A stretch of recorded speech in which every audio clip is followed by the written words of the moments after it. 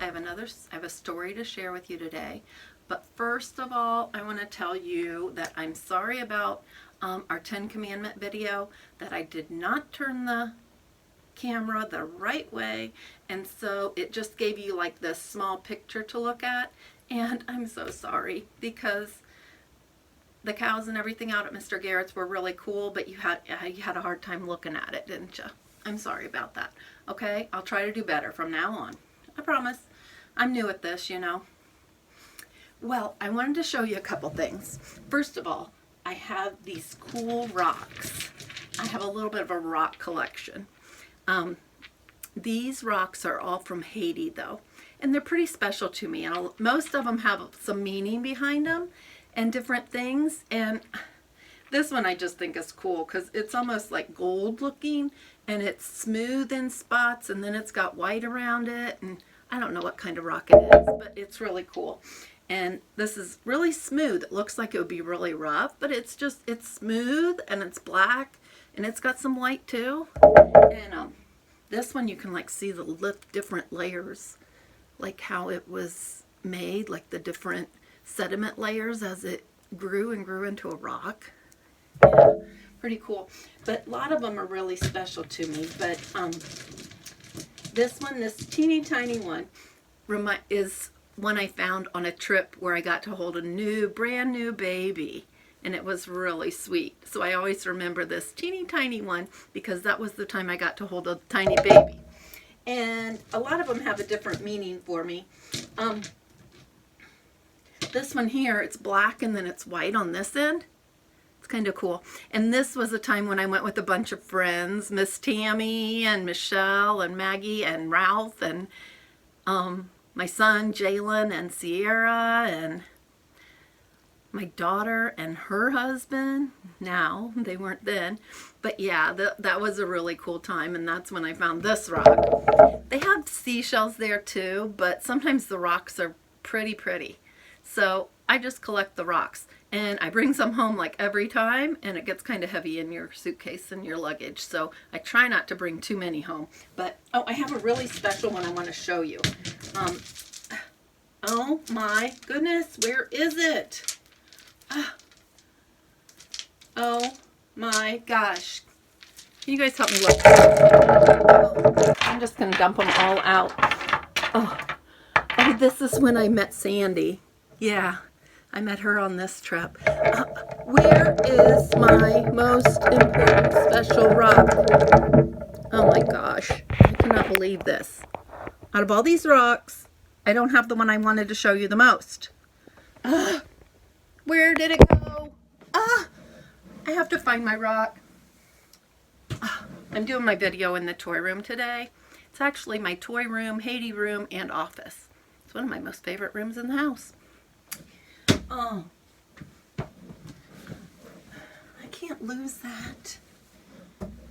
Anybody seen it anywhere? Oh my gosh. I don't know what I'm gonna do. Where did it go?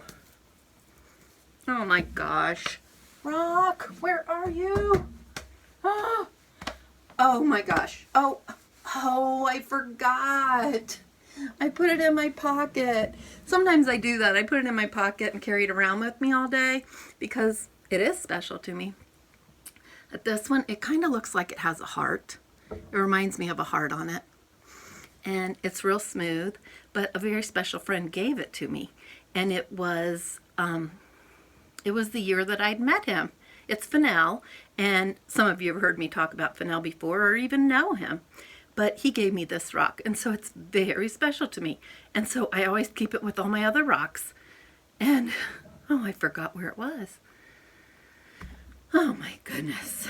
You may think that I am a little bit crazy because I was worried about one little rock, and I have so many others. But you know what? That's how God feels about us. He worries about us. And there's so many other people. Remember we talked about that the other day? How many million people there are in our great big world? And God cares about you. and me. He cares about us all. And he knows your name. God knows your name. And he made you. And he even knows how many hairs are on your head. There is no way I could count the number of hairs on my head. But God knows. That's totally amazing. And he thinks you are important and very special and valuable. You know what valuable means? It's like if we were talking money, it would be something that would be worth a lot of money. But we don't buy people. So you're very valuable. That means you're priceless. There's no price we could put on you. So God loves you very much. And today I'm going to share a story with you that is one of my favorites. And this is a story that Jesus told a crowd. So Jesus told stories too, just like teachers do and other people. Jesus told stories to the crowd because they were asking him, who is the most important person in the world? And he said, nobody is more important than anyone else. You are all very, very important. No one is more important. And so he told this story, and I want to share it with you. We can find this story in the Bible in two different places. It's in Matthew, chapter 18, verses 1 through 14, for some of you older kids or parents that want to read it. And it can also be found in Luke, chapter 15, verses 1 through 7. Okay? Let's clear these rocks out of your view. I'm so glad I found my rock. And here's our book. We're going to use this big storybook today because I love these big storybooks. Plus you get some pictures to look at. And I'm going to use the Tinker Toy box there to help us hold it. Okay? Once long ago, Jesus told his friends a story about a shepherd and his sheep. A shepherd is somebody that watches over the sheep and takes good care of them. He stands out in his field and he watches his sheep. And he was a good shepherd, and he had 100 sheep. And he loved all of his sheep, and he knew their names, and he knew just what to do to keep them safe and happy. What would you name a sheep? Maybe Fluffy? Some of them Curly? Mo? I don't know. And so, the good shepherd knew his sheep, and he helped them to find their food every day. He took his sheep to a safe place to eat. What do sheep like to eat? I think grass. Grass and flowers and weeds, probably. He took them somewhere safe to eat. And when the sheep were thirsty, the shepherd took them to a quiet stream to drink. The shepherd watched his sheep carefully as they ate grass and drank water from the stream. He wanted to make sure they were always safe. And every night, the shepherd counted his sheep. That way, he could make sure that none were missing. Then, just like your mom and dad do, he tucks them into bed at night. The shepherd brought his sheep into the sheepfold. The sheepfold is a place, like a fence around it. And that protected the sheep from wolves and maybe lions. And that kept the little lambs from running away. See, like the fenced-in area? It's like made out of stone here. And that could keep them secluded in there so that they were safe. Because I don't think sheep were very fast, and I think sheep aren't really smart. But that way they could stay safe. And the shepherd knew that night, one night the shepherd was counting his sheep. 1, 2, 3, 4, 5, 6, 7. He stopped to pull some brambles off of a fuzzy back. 8, 9, 10, and on he continued until he had counted all the sheep. but there were only 99. "Something's wrong," said the shepherd. "I should have 100 sheep." He counted them again. "One lamb is missing," the shepherd cried. The shepherd knew that one little lamb must have wandered away from the others, and he was out there all alone on the mountainside. He was lost. And the shepherd knew that the wolves would be hunting for food as soon as it got dark, and he must find his lamb before night came. So he left the other 99 in the sheepfold, which is like the pen, and he went in searching of his lost lamb. He got tired as he walked up the mountains, but he didn't stop to rest. He wouldn't give up until he found that little lamb. Suddenly he stopped. What was that sound he heard? It sounded like a frightened "bah, bah." And the shepherd hurried toward the sound, and there, near the mountain's edge, he saw his lost lamb. The lamb was caught in a thorny bush.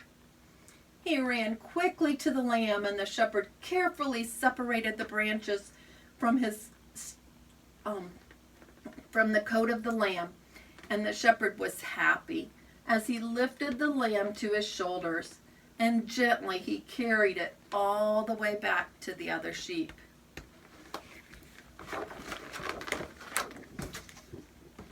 And then when the shepherd got home that night, he called his friends. He was so happy he'd found his little lost lamb. He wanted to celebrate. He invited all his friends to come over, and they had a party of good things to eat and drink, and he told them how he'd found his lost lamb.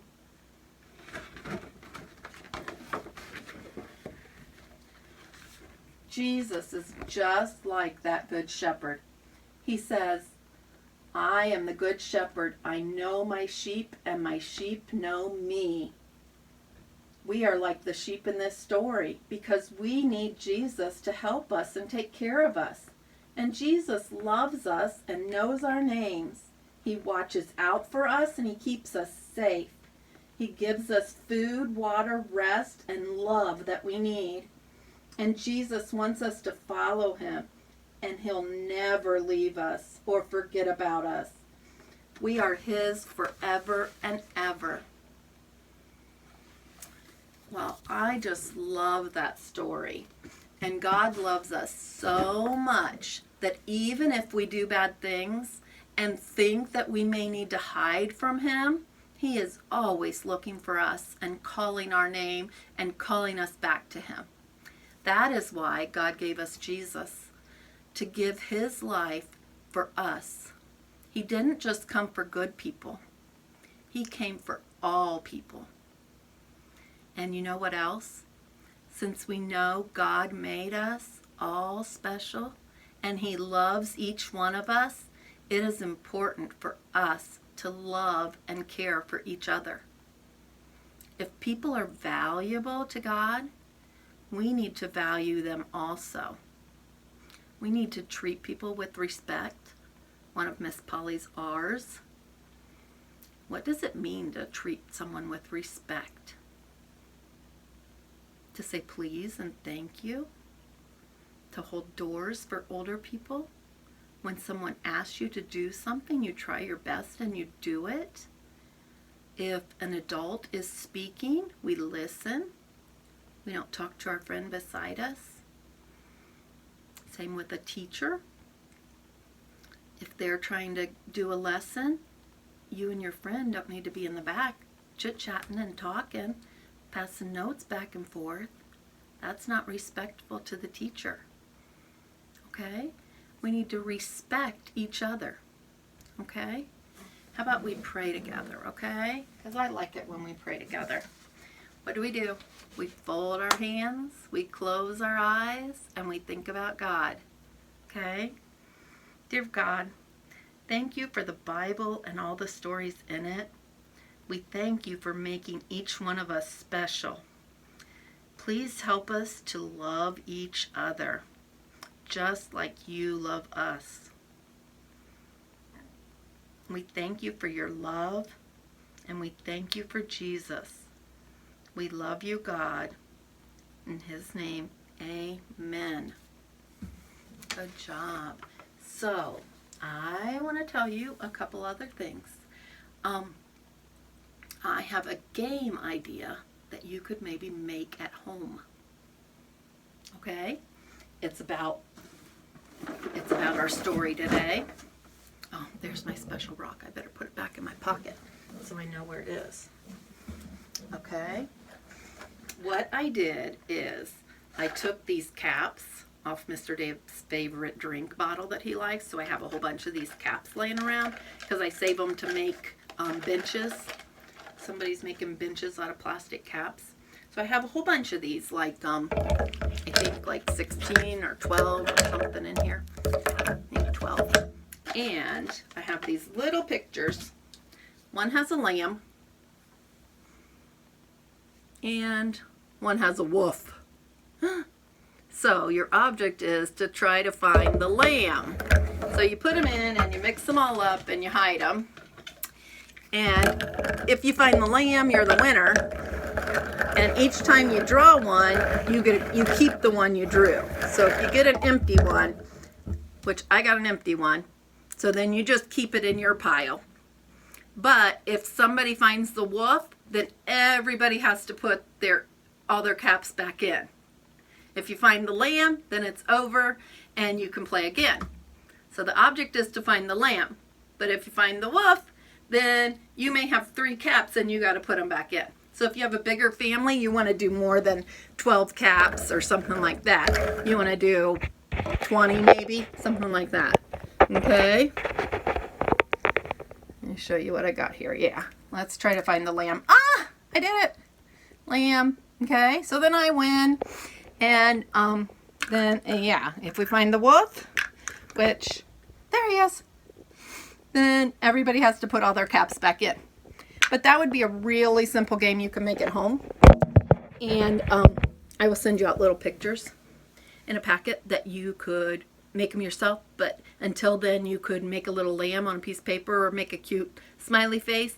And then on the other one, just put it like a red X and put it on the inside of the cap. Or you could just use heavier paper. If you have index cards or cardstock, you could put it on that and then flip them over and keep your blank ones. And then if somebody finds the wolf, you put them back in. And if somebody finds the lamb, they win. And then you can play again. Okay? And also, I wanted to remind you about if you would like to get little packets of activities to do every week relating to our stories or not, leave a message on the Mount Tabor Facebook page. I will tag myself on the comments of this video, and you can send me a private message with your name and address, and we would be glad to send those out for you. Miss Paige has been working on that this week. And also remind you about the cross paper. You should have them by now. Your cross was blank. And you need to color it in as bright as you can. Miss Sharon did flowers. You can do whatever you want. Okay? And this is what our project will look like in the end. Remember? So cool. So, remember that. And there's some other stuff going on in Salina. Yeah, I'm in Salina, Ohio. So if you're not in Salina, I'm sorry. But Seatown Wings is having a patriotic thing. The governor of Ohio has asked people to display flags to represent their love for the United States. And Seatown has been doing that. They put flags in their windows out front, but on the side of the building, they're putting drawings that kids have made as to what does the United States mean to you, or just patriotic type drawings. I've seen some flags, I've seen some eagles, I've seen some cool things, but if you call ahead when you're going to bring them in and tell them, we're going to bring in 3 pictures for the window, they're going to give you 3 kids' pizzas. So when you bring your paper in, you get a kid-sized pizza for free. Cool stuff, huh? And their pizza is yummy. Just a little plug there for Seatown.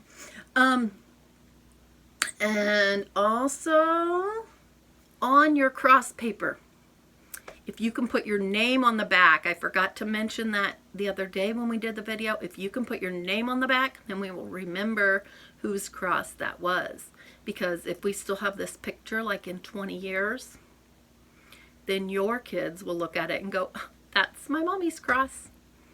Like some of the kids in the junior church room do. They think it's funny that they see their mommies and their aunts on Miss Twyla's piano, because when their mommy learned Exodus 20 or when their mommy learned a special Bible verse, there they are with their picture like 20, 30 years ago. It's kind of cool to have memories and have things like that that we can hang on to. Okay. Oh, the other thing that's going on in Salina, and it might be going on in a lot of places, I'm not sure, is the kids have been going on bear hunts. Because everybody's kind of cooped up. It's getting a little nicer. The kids in town are walking, taking walks with their families, but still not visiting with their neighbors and not playing together, that kind of thing.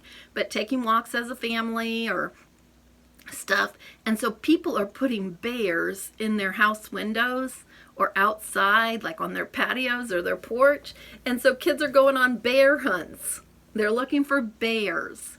And so if you don't have a real bear, you can put like a picture of a bear or draw a picture if you have a coloring book page, or you could draw one. Miss Sharon lives out in the country, but I put one outside. I attached him to our porch because it's kind of hard to see my windows, but he's really cute. And a lot of my neighbors have too, because I said if we're going to make them come out to the country, they better find lots of bears. So a lot of my neighbors are kind of in on the thing too. So if you come down my road, you'll see lots of bears. Okay, that is all I have right now, and I pray for each one of you, and I love you, and please stay safe, and please be good for your parents, and we'll see you next time. Bye-bye.